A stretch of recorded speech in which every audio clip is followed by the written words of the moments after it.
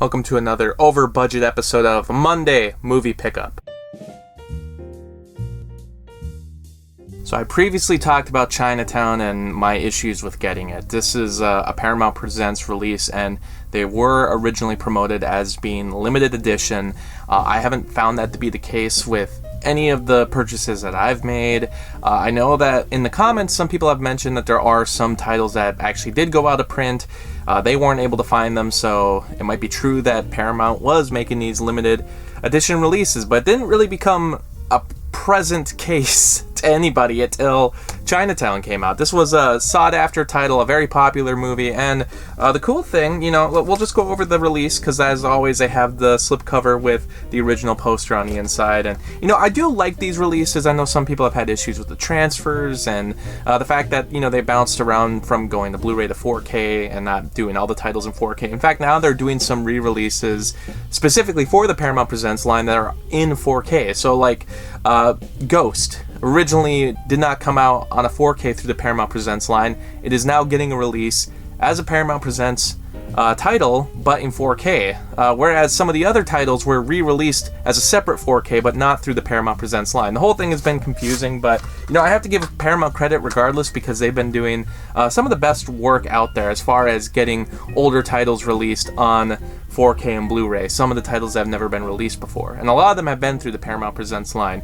They're not perfect. To Catch a Thief is a popular one that everyone trashes on because the transfer is not nearly as good as it was for the 2012 Blu-ray, and now that movie's getting a 4K release through the Paramount Presents line. Are they going to fix the transfer? As people pointed out with this release, it immediately went out of stock on Amazon, and it has not been restocked at all. Some people reported that it was restocked at one point, but I've kept checking back. I haven't seen the title show up again on Amazon, and for the most part, if you look this movie up on eBay, it's going for absolutely insane prices, and it's understandable. I mean, it's Chinatown, it's the 4K release, and it also comes with the sequel, The Two Jakes. It's a movie that I've never seen before. I mean, Chinatown's great.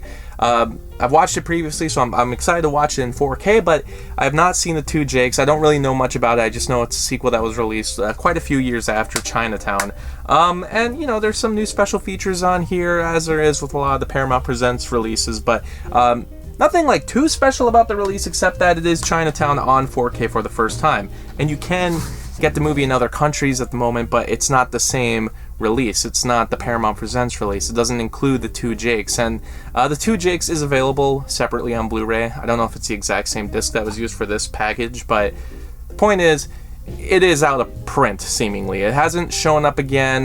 There's other stores that aren't selling it. In this era of movies not being available at a Best Buy store anymore, or like a Target or anything like that, you can't just go to a store and try to find the movie. It's one of those things that I usually would go to a Best Buy and see if they have it, because in my area, there's not a lot of people buying Blu-ray, so I could probably find this title. But since Best Buy doesn't have Blu-rays anymore, they didn't have any in stock. So it's kind of a preview for what the future might be like with titles. You basically gotta pre-order right away, and even then I heard some people had issues with the pre-order. I'm not gonna say how much I bought this for. I held out for a while, but I may have given in, and we're not going to talk about it. We're going to talk about some Criterion discs. This was from the Barnes & Noble sale, so these are the ones that I got from the July sale.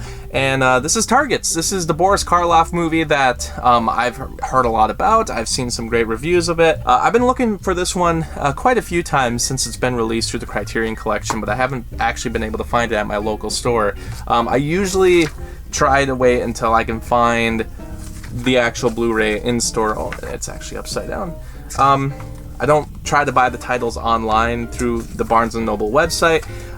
They are still half off on there, so I mean it'd be worth it. But my big thing is I like finding the movie just at the store, not having to pay that shipping cost at all. Cat People, this was one that was sitting in my list. The only reason this actually interested me at all was that I saw this video with Martin Scorsese, and inside his house he had a poster for the movie. I've heard of the movie before, but it's just another one that I've never tackled, and I was curious to see if this would be at my local Barnes & Noble, and it was really neat to see that it was there.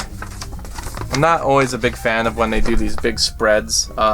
Cool poster that they have there, and the write-up on the back, but I prefer the books. Unless they release like an original poster, or the original poster, I think those are cool.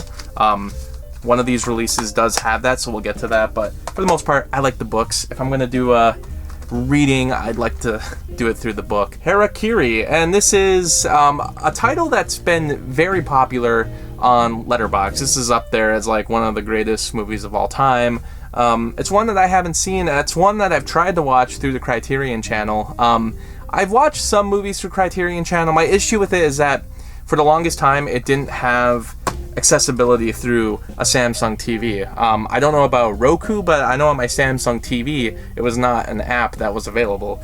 Recently, they finally did make it available through the app. It's pretty glitchy, like the title doesn't play all that well, and this is one of those movies that I really wanted to watch on my big screen TV, but I would really appreciate being able to watch it just on my TV, and I've just had trouble so far. My big TV in the house, I don't have a Roku, so I haven't tried it through there yet.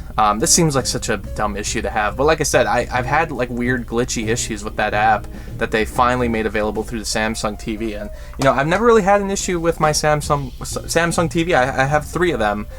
Throughout the many years I've had TVs. I have 3 TVs going back like more than 10 years, all Samsungs, all in great condition. So I've never really had an issue with them, but it's just using the Criterion app has always been a sticking point. I don't know exactly what's going on. Here's Risky Business. This is the newest title from Criterion, and I love this movie. This is the 4K edition. I did own the Blu-ray previously, but I wanted to do the 4K upgrade because I do like the movie that much. And this is the one that has the poster. So as you can see here, this is the original poster, which is pretty awesome. And then the write-up on the back. Again, I'd prefer the books, but if you're gonna do the original poster, that's what you should do. Original artwork's okay, but then my final Criterion I got this month would be Trainspotting. This is a great movie, but it's a tough watch. The movie plays a bit like a black comedy. Humorous aspects, but very dark stuff in here, and it's just tough to rewatch. I compare this to like Requiem for a Dream, and I feel like this movie does more to me than Requiem for a Dream. Like Requiem it's good, but this one freaks me out more. Maybe just because it has that more realistic vibe to it and brings it to another level just because of that, even though it's technically a little more funny than Requiem is. This is the packaging that they have for it, so it's a little bit wider than a typical Blu-ray disc. I'm not always a big fan of the weird packaging that Criterion will do. There is like a normal jewel case that you can get for this release, but I want that unique packaging. You know, that's how I am. I buy it, I'm like, oh cool, it's unique, and then I go home with it and I complain about it the whole time because I'm like, why?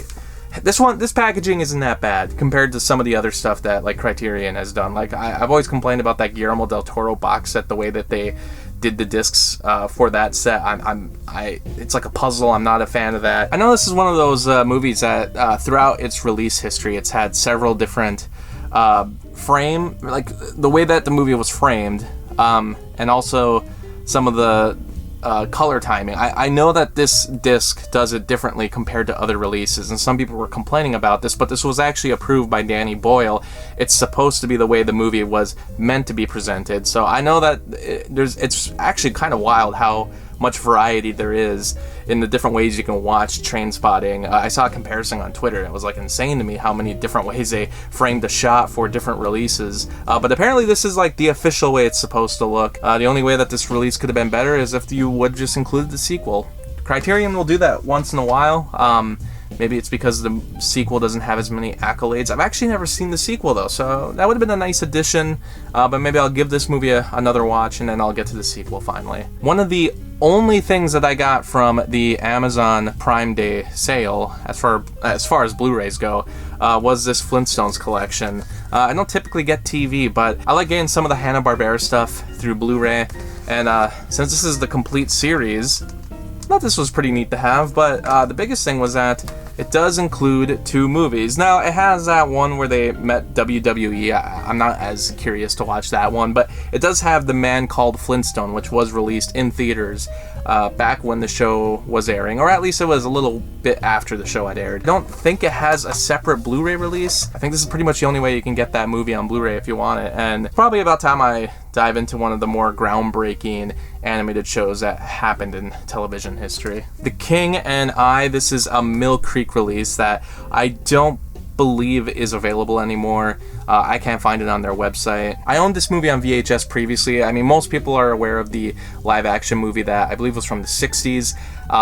The animated movie is the only one that I've ever seen. I had this movie on VHS, and I believe it was released through Warner Brothers, so at one point they owned this movie. I don't know if they technically do anymore. I mean, it's a Morgan Creek release. I don't know much about that production company, but I think it was released by Warner Brothers at one time. And last but not least, I've been wanting to get this one for a while. This is the Snoopy collection. This is the 4 animated movies that were released in theaters. It doesn't include that 2015 Peanuts movie. This is the ones that came out before that. You know, A Boy Named Charlie Brown, Snoopy Come Home, which is the one that I'm most aware of. I actually had a DVD of it for a few years. Race for Your Life, Charlie Brown, and then Bon Voyage, Charlie Brown, and Don't Come Back. They really treated us with this collection. As it says here, this is the first time Race for Your Life and Bon Voyage, Charlie Brown have been released on Blu-ray. The other two had been released in separate releases, but this is the first time that all the movies were released together on Blu-ray in one set. It's cool that it's all in one collection and that they actually dedicated one disc for each movie. That's everything for this week, and I'll see you next time. Thanks for watching the video, and special shout out to Anna, Kirsten, Spencer, and Lucas for supporting me on Patreon. By joining my Patreon, you'll be able to get some exclusive videos, some different vlogs in the future, and you'll be able to request your own movie review. I hope you stick around, Cinephile, and have a happy, productive day.